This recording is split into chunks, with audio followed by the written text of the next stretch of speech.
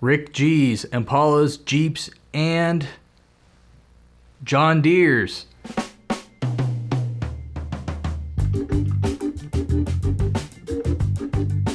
Rick G's, Impalas, Jeeps, and John Deere's. Hey, I got your message regarding your 4L60E. I understand that originally you were going to do a conversion from 4-wheel drive to 2-wheel drive, or the other way around. At any rate, that conversion is now turning into a full-on rebuild. That's really exciting. You're asking about a rebuild kit, but there are a handful of other things that I want to bring to your attention that you may consider purchasing, even though you are on a budget. At any rate, when time permits, I'll get that video recorded and I will post it in this video comment here, along with other places on the Southpaw Auto Works YouTube channel.